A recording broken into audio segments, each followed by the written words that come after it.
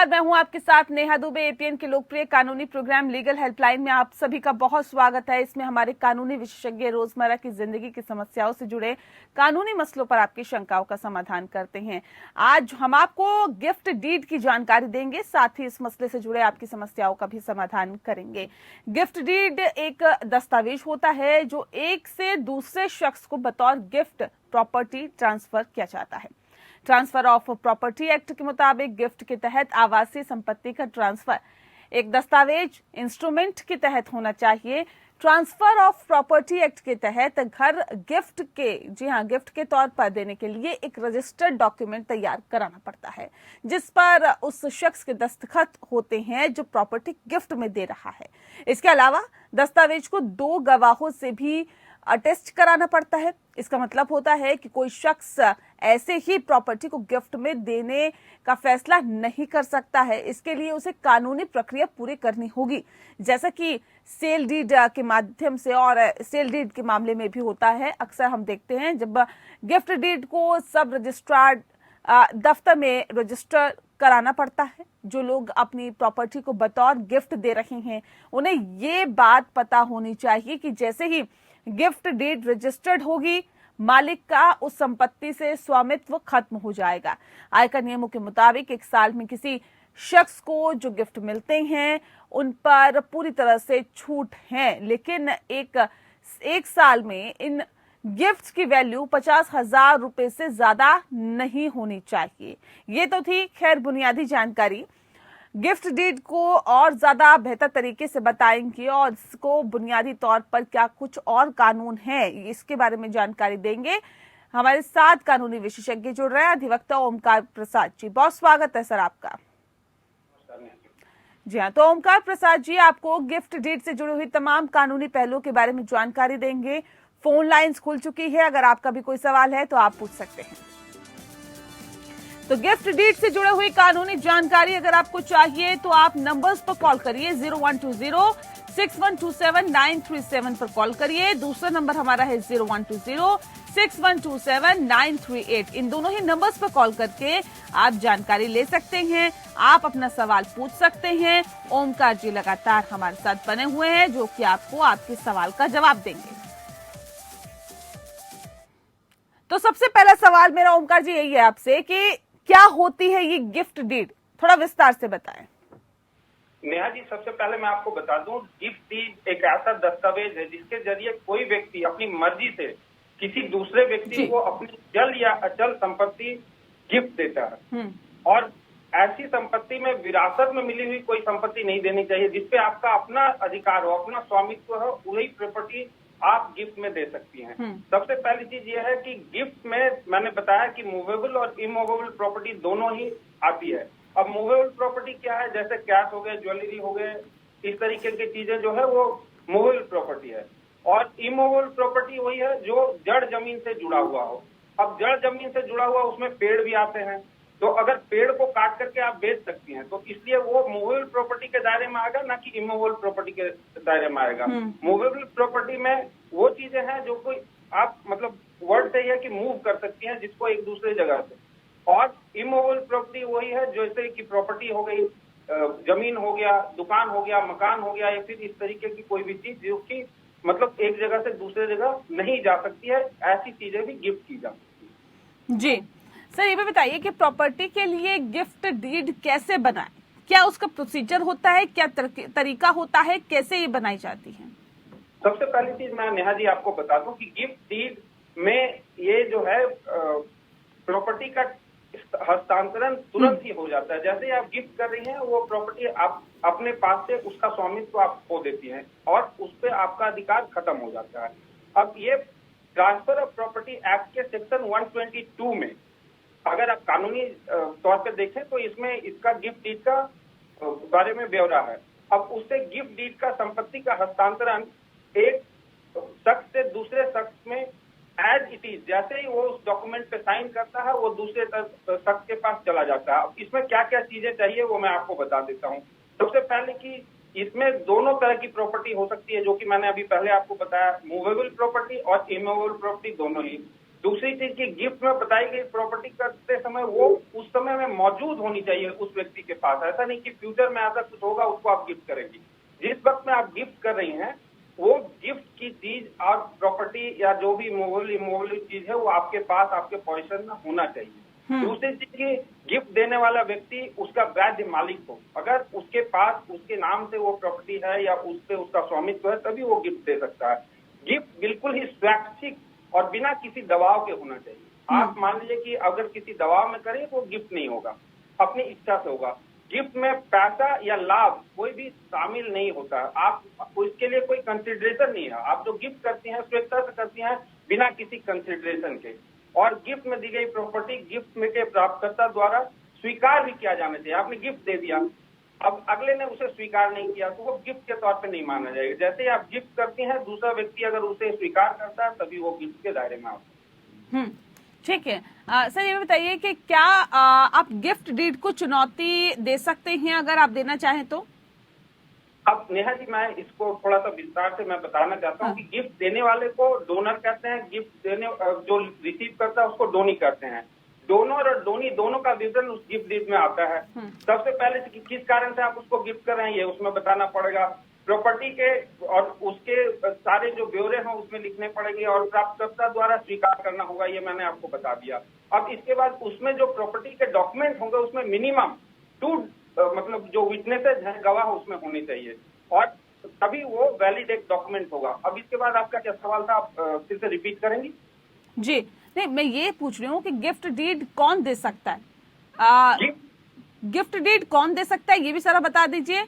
और क्या आप गिफ्ट डीड को चुनौती दे सकते हैं या उसको दी जा सकती है? अगर देते हैं तो उसकी क्या प्रक्रिया रहती है? थोड़ा सा इसको भी विस्तार से बता दीजिए। नेहा जी मैं बता दूं, गिफ्ट डीड देने के लिए आपको मेजर होना जरूरी है। 18 साल से अबव उम्र वाले जो बालिग हैं वही गिफ्ट कर सकते हैं। अदरवाइज उस गिफ्ट की कोई वैल्यू नहीं है अगर वो मतलब 18 साल से नीचे उनका। दूसरी चीज की वो व्यक्ति पूरे साउंड माइंड में होना चाहिए, मतलब वो मानसिक तौर पे बिल्कुल सही होना चाहिए और उसके पास उस प्रॉपर्टी का स्वामित्व होना चाहिए, तभी वो उस प्रॉपर्टी का स्वामित्व होगा तभी वो गिफ्ट कर पाएगा।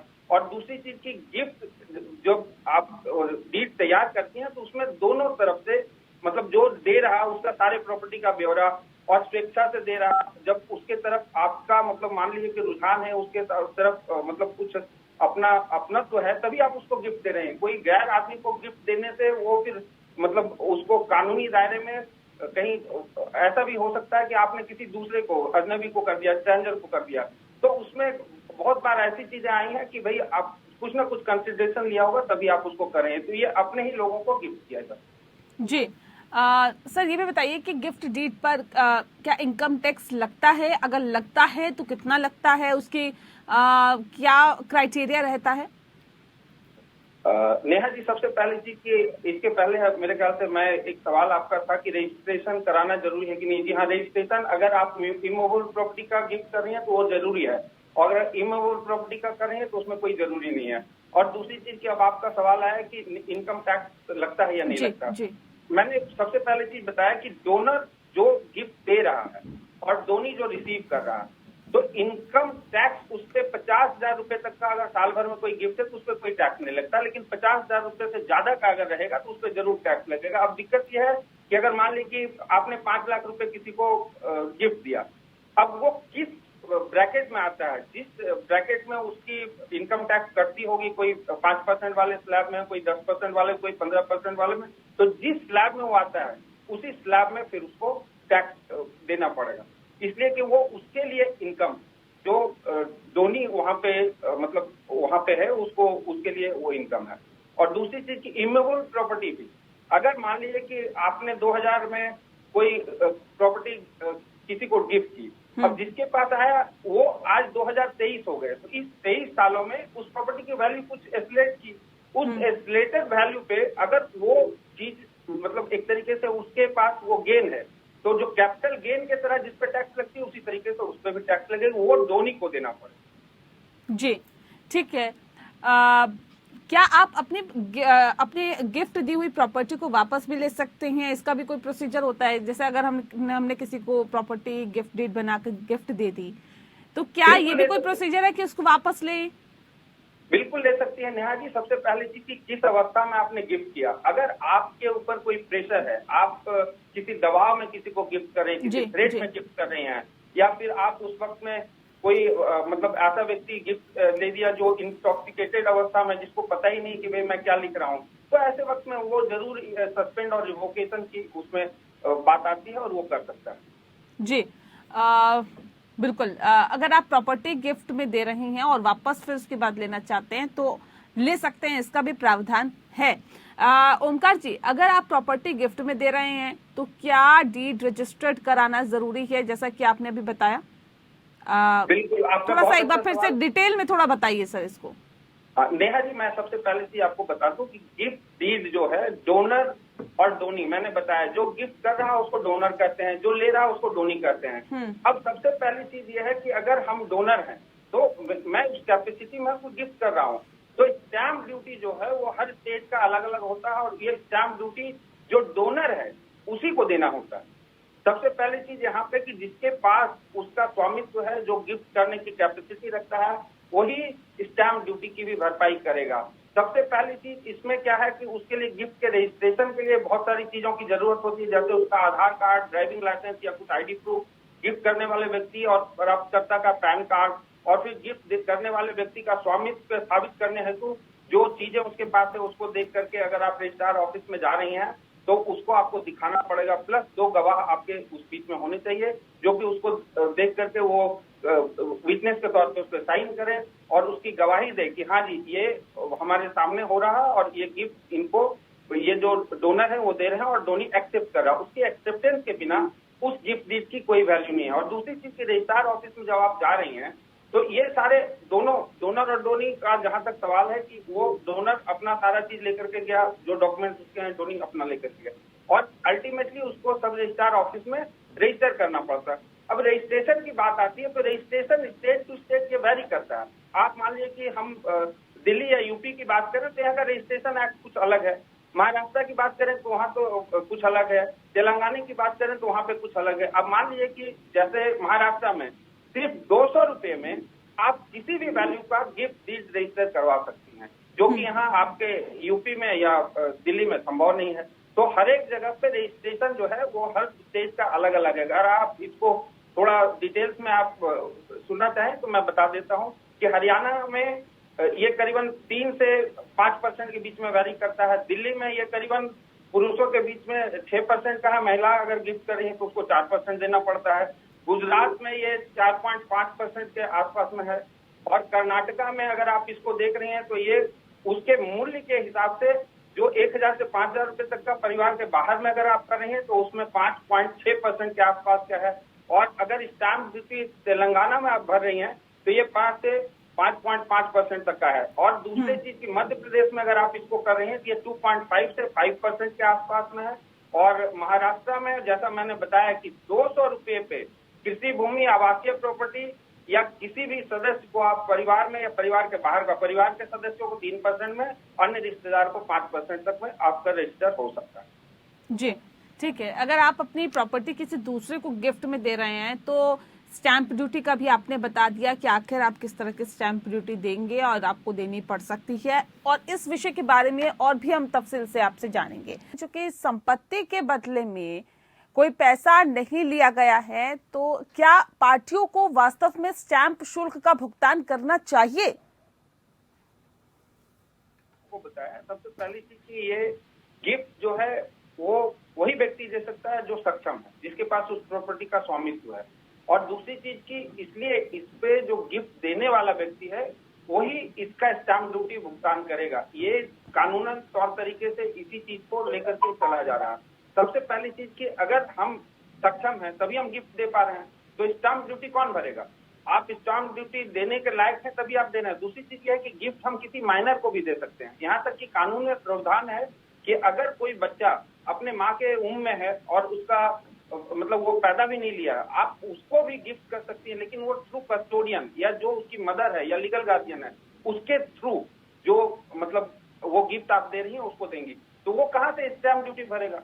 तो सबसे पहली चीज है कि उस कंडीशन को फुलफिल करने के लिए जो डोनर है, जो गिफ्ट दे रहा, वही स्टैंप ड्यूटी देगा, और ये प्रावधान कानून में है। और हर स्टेट में, ये मैंने आपको बताया कि अलग अलग है। और जैसे पिछले साल की बात है, मेरे को जहां तक याद आता है कि यूपी में 6,000 रुपये में कुछ 5-6 महीने के लिए खुला हुआ था कि आप किसी भी मतलब वैल्यू की प्रॉपर्टी को आप गिफ्ट दे सकती हैं, उस पर स्टैंप ड्यूटी उतनी लगेगी। तो कभी कभी ये सरकार अपना कुछ कैप लगा करके वो कर देती है कि भाई आप इसका फायदा उठा सकते हैं। और जैसे कि मैंने अभी बताया आपको कि महाराष्ट्र जैसे स्टेट में सिर्फ 200 रुपये में मतलब किसी भी वैल्यू की गिफ्ट को आप रजिस्टर करवा।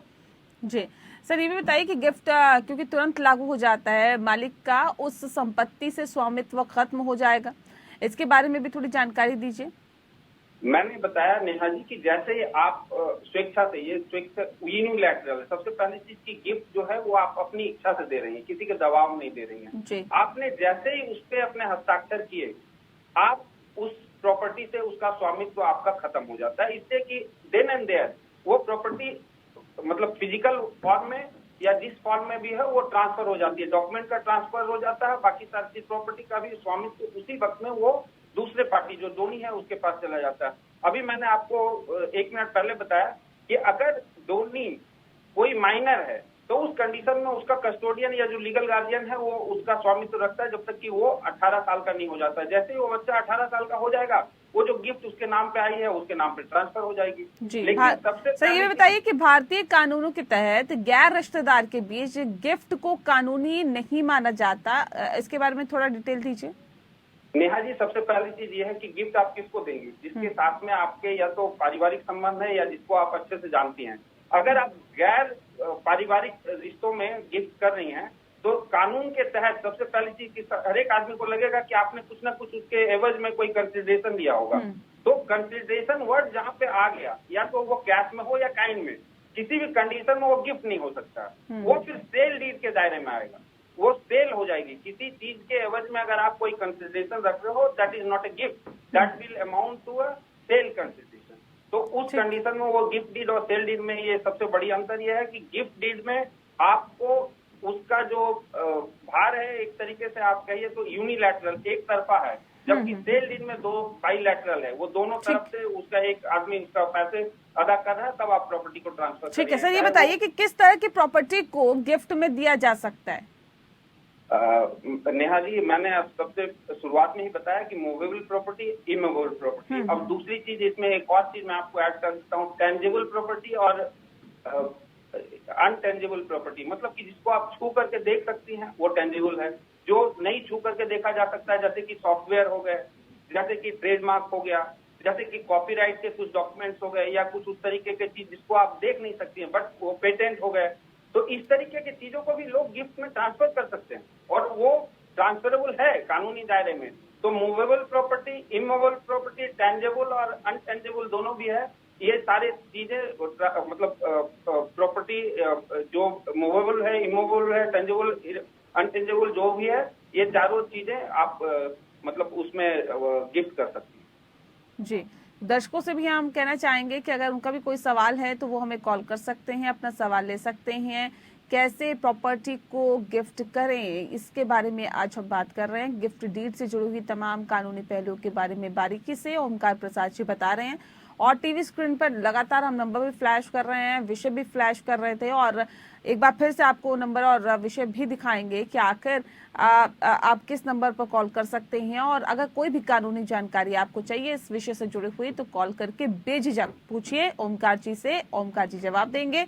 ओमकार जी, ये बताइए कि गिफ्ट डीड और सेल डीड में क्या फर्क होता है, क्या डिफरेंसेस होते हैं?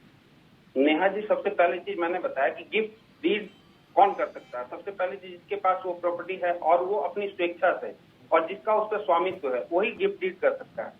सेल डीड भी वही कर सकता है, लेकिन गिफ्ट डीड और सेल डीड में सबसे बड़ा अंतर यह है कि गिफ्ट के बदले में आप कोई भी कंसिडरेशन नहीं लेती हैं। सबसे बड़ा मार्केबल चीज यह है कि जब आप गिफ्ट कर रही हैं उसके एवज में आप कुछ भी प्राप्त, कोई कंसिडरेशन या तो कैश में या काइन में कुछ भी नहीं लिया जाता है, तभी वो गिफ्ट होता है। स्वैच्छिक मतलब एक तरीके से गिफ्ट उपहार है, वो आप किसी को दे रही हैं, उसके बदले में आप कुछ भी एक्सपेक्ट नहीं करती हैं। और वो गिफ्ट जब आपने दे दिया तो उसकी एक्सेप्टेंस जो डोनी है डोनर ने गिफ्ट दे दिया और डोनी ने एक्सेप्ट कर लिया, तभी वो गिफ्ट के दायरे में आएगा। अगर आपने गिफ्ट दिया किसी को और वो एक्सेप्ट ही नहीं करता, वो फिर गिफ्ट के दायरे में नहीं आएगा। अब सेल डीड की बात हो, सेल डीड सबसे पहली चीज ये है कि हमने कोई प्रॉपर्टी सेल की या कोई ऐसा इमूवेबल प्रॉपर्टी या मूवेबल प्रॉपर्टी सेल की, अब उसके बदले में हम कुछ ना कुछ कंसिडरेशन लेंगे। अब वो कंसिडरेशन क्या है?